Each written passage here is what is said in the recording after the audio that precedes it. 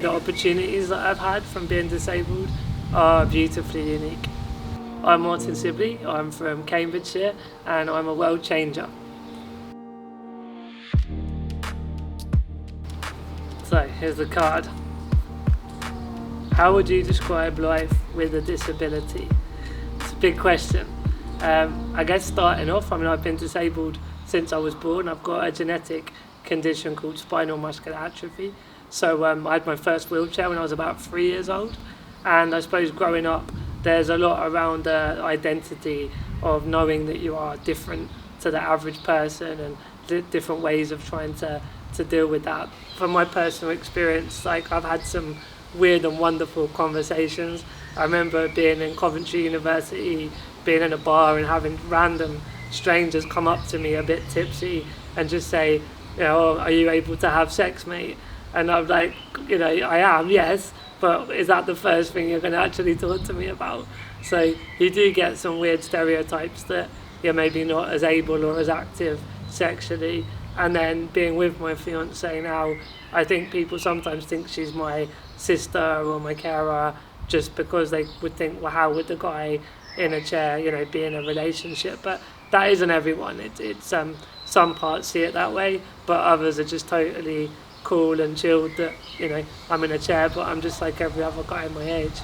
I look back on what I've achieved from travels, from being an entrepreneur, writing my own book, all sorts of amazing experiences and being engaged and getting married next year. Really, it does come back to mindset.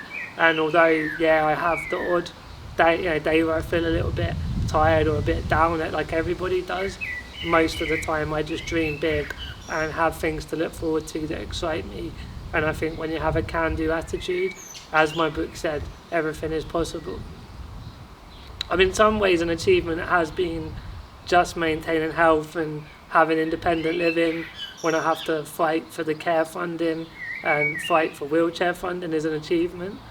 But more out in the world, I would say inspiring a lot of other disabled people to go out there and grab life, but also I've got a lot of people read my blog that aren't disabled, and so I think another achievement is just really spreading that positive light to lots of people, whoever they are.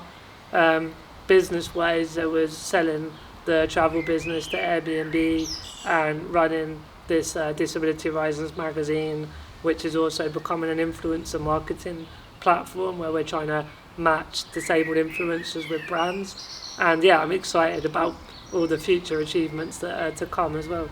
So with Airbnb, the guy that I co-founded Disability Horizons with, his name is Shrin. We've been friends, we've got the same disability since we were kids, and we decided upon travelling that we would like to make travel easier for disabled people.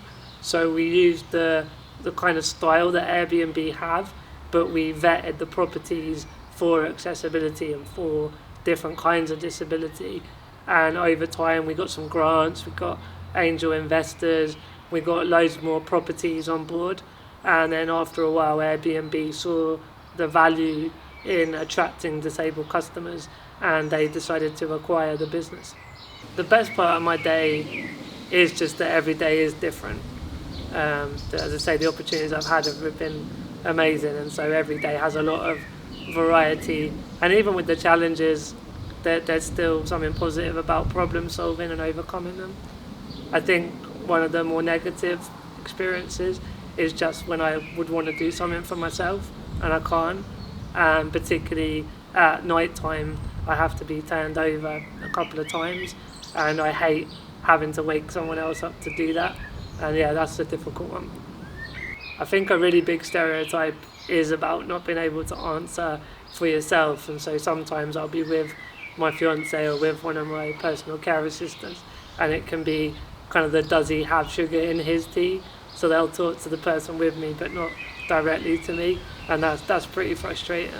I think generally the difficulty with having a disability like mine, with being in a wheelchair, is around health, managing my health. So in the winter I do get a little bit more tired. I used to get quite a lot of chest infections, so it's really important to manage my health, but also it's vital that I've got my independence as well. So that's things like having care support, having the wheelchair and other equipment, having accessible housing, and transport, to get around and about the world. And then I guess once you've got health and your independence more in place, the other difficulty, I would say, is that the world wasn't really designed for wheelchair users. If we look back, decades ago, disabled people were not so much in the middle of society. There was a lot of institutionalized care homes that were out in the countryside. And so in cities and even in rural areas, the buses, the buildings are not so well designed and geared up for wheelchair users. It's getting a lot better. The last in my lifetime, I would say, it's definitely getting better and better as time goes on. But there's still plenty of buildings and transport that I'm unable to get on today.